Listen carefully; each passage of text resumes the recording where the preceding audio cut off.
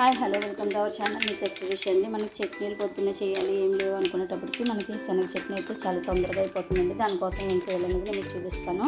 దినుసులు అయితే వేసుకున్నాను. ఇందులో శనగపప్పు, మినపప్పు, ఆవాలు, జీలకర్ర, దాంతోపాటుగా ఆనియన్స్, పచ్చిమిర్చి వేసానండి. కొంచెం అల్లం తురుము.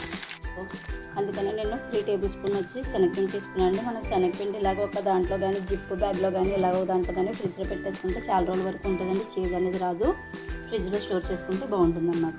కాస్త మగ్గాయి కదా, ఇప్పుడు మనం ఉంచుకున్న టమాటోలు వేయించుకోవడం వల్ల మంచి టేస్ట్ అయితే వస్తుందండి.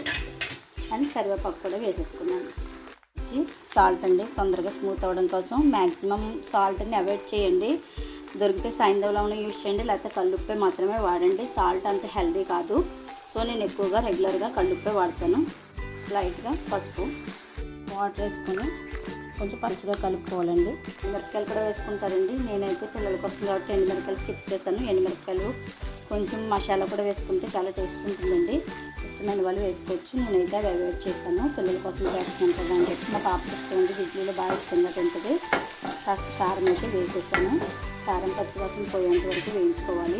అయిపోయింది కాబట్టి ఇప్పుడు ఏంటంటే మనం ఇందులో గ్లాస్ ఆఫ్ వాటర్ వేయాలండి. ఇది మరిగే వరకు మనం వెయిట్ చేయాలన్నమాట. ఇలా ఇదిగోండి కన్సిస్టెన్సీలో కలుపుకోవాలి. ఇలా కలుపుకున్న తర్వాత ఇది వేస్తూ కలుపుకోవాలన్నమాట. నిమ్మకాయ కూడా అవసరం అండి. నిమ్మకాయ లేకపోతే కనుక మీరు చింతపండు కూడా పైకి పెట్టుకోవచ్చు. ఇదిగోండి ఇది ఇలా మరుగుతుండగా మనం ముందుగా చేసుకుని శనగపిండి ఏది ఉంది కదా, ఇది ఒకసారి కలుపుకొని వాటర్లో ఇలా పెట్టుకోవాలి. అంతే అండి, చెక్కబడిపోద్ది. వితిన్ సెకండ్స్లో మనకి టిఫిన్లోకి టేస్టీ శనగపిండి చట్నీ అయితే రెడీ అయిపోద్దండి.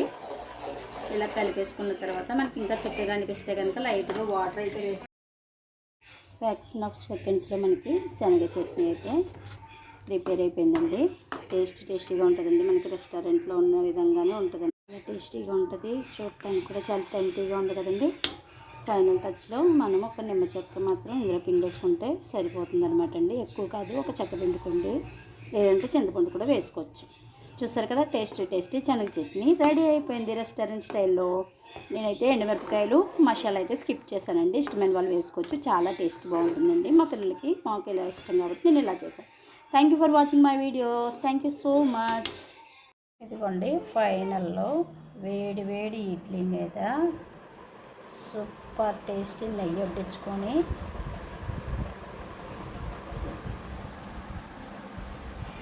అదిరిపోద్దండి. ఇప్పుడు టేస్ట్ ఇది మా అమ్మాయి గారి కోసం అని చెప్పాను కదండి. ఇంత చేసిన వాడు మేడం తినేది 2, మా సార్ తినేది 1. ఇది మా ఫైనల్ ఇప్పుడు టిఫిన్.